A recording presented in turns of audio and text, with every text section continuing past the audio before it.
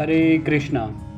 आज हम भगवत गीता के प्रथम अध्याय का पहला श्लोक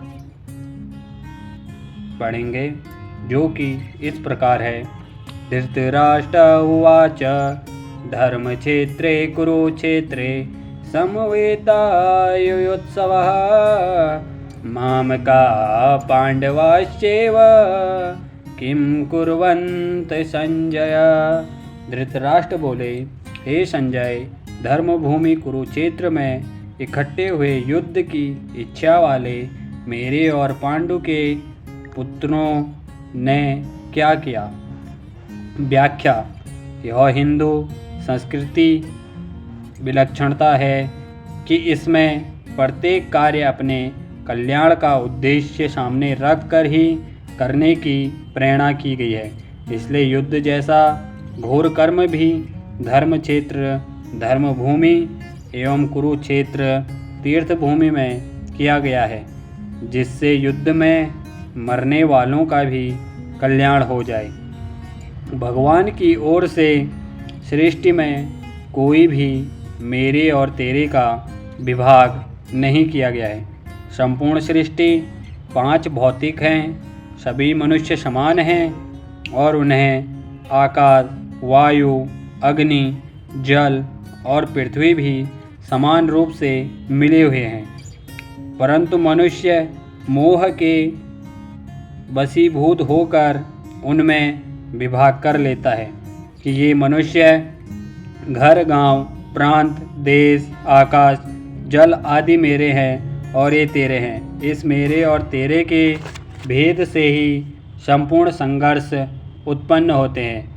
महाभारत का युद्ध भी मामका यानी धृतराष्ट्र के पुत्र और पांडु के पुत्र इस भेद के कारण आरंभ हुआ।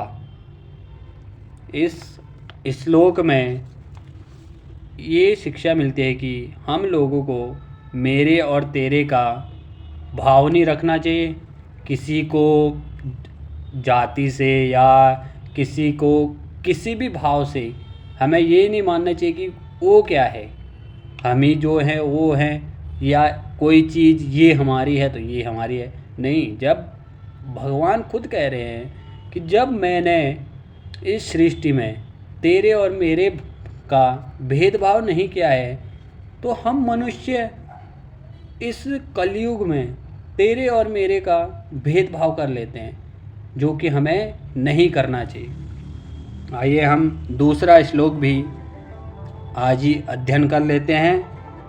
संजय उवाच दृष्ट्वा तु पांडवानीकं व्यूढं दुर्योधनस्तदा आचार्यमुपसंगम्य राजा वचनममृत। संजय बोले, उस समय वज्र व्यूह से खड़ी हुई पांडव सेना को देखकर और द्रोणाचार्य के पास जाकर राजा दुर्योधन यह वचन बोला। तो इसमें यह है कि देखिए, अब कौरव 100 थे, पांडव 5 थे, तो देखिए उनकी तरफ भगवान थे। क्यों? क्योंकि पांडवों ने जो युधिष्ठिर थे, धर्मराज थे, उन्होंने कभी नहीं सोचा कि हस्तिनापुर मेरा है या इंद्रप्रस्थ मेरा है, पर दुर्योधन ने हस्तिनापुर को भी अपना माना, इंद्रप्रस्थ को भी पांडवों से छीनकर अपना बनाया। पर लास्ट में यही होता है कि हम सब कुछ को तो अपना बना लेते हैं, पर हमें कुछ नहीं मिलता है। क्यों? क्योंकि अब हम खाली हाथ आए हैं तो खाली हाथ ही जाएंगे। इसलिए हमको हमेशा हर किसी का साथ देना चाहिए, किसी में भेदभाव नहीं करना चाहिए, तेरे मेरे का भेदभाव तो बिल्कुल ही नहीं करना चाहिए। तो आप लोगों से यही विनती है कि सबके साथ प्रेम भाव से रहिए और भक्ति मार्ग में आगे बढ़िए। आशा करते हैं आप लोगों को श्लोक अच्छे लगे होंगे। आगे भी हम पढ़ते रहेंगे जब तक श्लोक को हम पढ़ेंगे। हरे कृष्णा, राधे राधे।